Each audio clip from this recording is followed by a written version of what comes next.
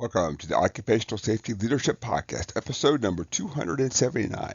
And in today's episode, we'll talk a little bit about ego and occupational safety. And for anybody who's listened to my podcast, a lot of these are older Dave talking to younger Dave. Younger Dave was brash, arrogant, because I was, or I shouldn't say was, because I considered myself to be smart. The plan had to be mine. I take input, of course, but really the plan had to be mine. I was very ego focused, very ego centered, um, because in my mind, of course, and I don't want to justify this. I had that title.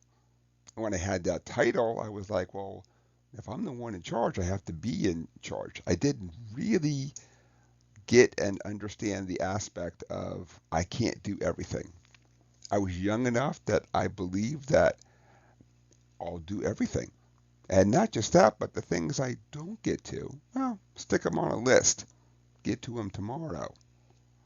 Well, I realized pretty fast that the list was growing a lot faster than things I could take off that list because I hadn't put trust in the people.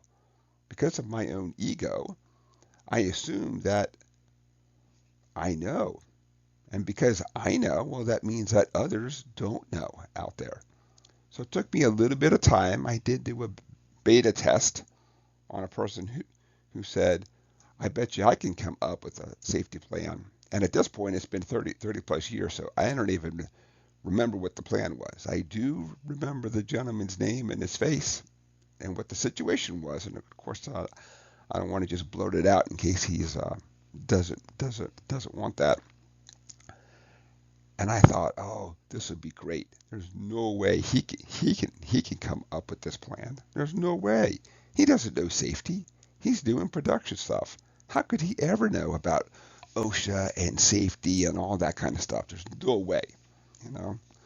So a couple of days goes by. He comes back with the plan, and I read it, and it was awesome, and it was good. And that was one of the things that made me think, like, hey, maybe it's me holding back people at times and not me somehow as the gatekeeper because I have to be the smart one. I have to be the one who blesses off things. So it did take me a little bit of time for my ego to let free. And I also realized that as people created their own plans, their own procedures, of course, and SOPs and that kind of stuff, then even coming up with their own types of training and their intervals, and they had a lot of buy-in. When it came from me, I was just some nameless, faceless guy, you know. But when it comes from them, they have buyout. They also have a lot of pride in it, and maybe it's their ego talking that hey, we did this as a team. This is our site, and our site will do it this way. So I've taken a totally different approach. Now, of course, this is also a evolution over 30 years. Is I want the folks to tackle their own problems as much as they possibly can.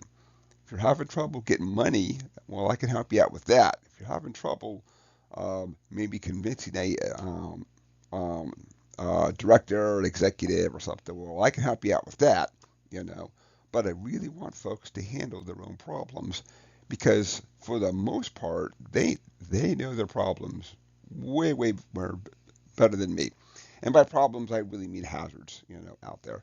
So they know how to fix these things, um, and so I've done everything I can to help them, to empower them to take care of your own hazards, your own challenges out there. I'm obviously here to help. I do want to review your stuff, and people really get good. You give them like a little bit of coaching. That's not a safety cop. You don't just take their thing and mark it up in red, give it back to them like here, fix this. It's let's sit down, let's walk through it, let's talk about the areas that we want to improve on. Uh, Really got a lot of fantastic results that way. So just to wrap up this episode, I'd like folks to sit down and take a little inventory of, do you think your ego is helping you or hurting you? And I know that life is not always a binary yes no, but let's just kind of think about it as in, is it helping or hurting? Am I slowing down the process? Am I helping the process? Am I trying to be the gatekeeper? Because I'm so worried about, because I have this title, that somebody will say, well, wait a minute, if somebody else can do it, you know. So I want folks just to take time, sit down, think about this, and of course, like all of my podcasts, it's totally optional, you know. But for me, I found it to be a fantastic way to really sit down and say, so how do I go on to the next level out there? And I don't mean it like a little bit about getting good, because we try to do that every day, you know, but at some point, almost like lifting weights, you know, you get to a point where you're like, how do I kind of get to that next plateau? I need to come out, I need to think about a strategy. I have to look at my diet, nutrition, you know, my form, how am I how am I doing these things? How am I going to break through? And talk to others. How did others do it? How did others overcome this then too? Because there's a lot of knowledge out there if we literally sit down and just ask. So, and with that, let's wrap it up. 279 is complete. I want to thank everybody for joining me today. We talked about ego today, and how, for me, I certainly cannot speak for others, but for me, it took a little bit of time for me to wrap my head around this, to understand this, um, and then to let go of my ego. Thank you for joining me. My name is Dr. David Ayers. Have a safe day.